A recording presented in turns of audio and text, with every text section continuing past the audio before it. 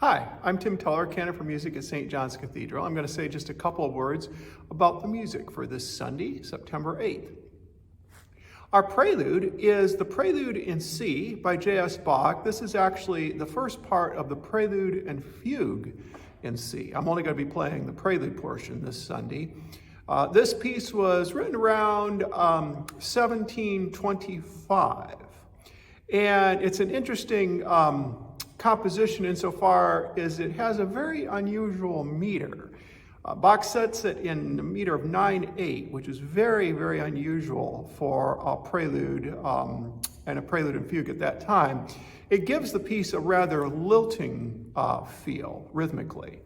And you'll notice I use a rather light registration on this because overall the piece has a feel to me of lightness and transparency, as opposed to some of Bach's thicker, heavier pieces. Our offertory anthem is Beati Quorum Via, a piece by Charles Villiers Stanford, the late 19th, early 20th century English composer. And this piece is a great example of a short composition that really brought out the best of Stanford. He wrote many large-scale compositions, many grand, imposing anthems with organ and choir and sometimes even brass.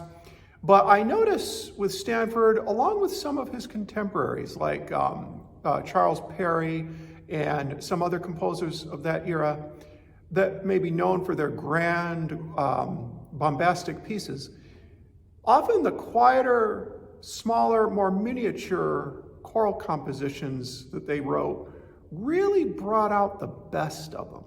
And this is a really good example of that. So it's a short piece based on the first verse of Psalm 119. Blessed are the undefiled who walk in the way of the Lord. Our postlude this Sunday is the fanfare by the Anglo-Canadian composer John Cook. He lived from 1918 to 1984, so right through the mid-20th century. He was born in England and spent the first part of his life and career there. He was actually a conscientious objector during World War II, and he drove an ambulance service during the Blitz of London. He moved to Canada in the 1950s and became the director of music at St. Paul's Cathedral in Ontario. The fanfare for organ is probably his best-known organ composition. In fact, it's the only one I think that's really survived in the repertoire. And it's a wonderful piece. It was written around 1952, and that would have been before he left England for Canada. And it was inspired by 3 verses from Psalm 81.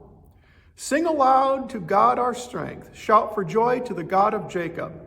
Raise a song, sound the timbrel, the sweet lyre with the harp. Blow the trumpet at the new moon, at the full moon on our feast day. And you'll clearly hear those verses from Psalm 81 brought vividly to life in this piece. It's one of my favorite postludes to play. I hope you enjoy the music this Sunday.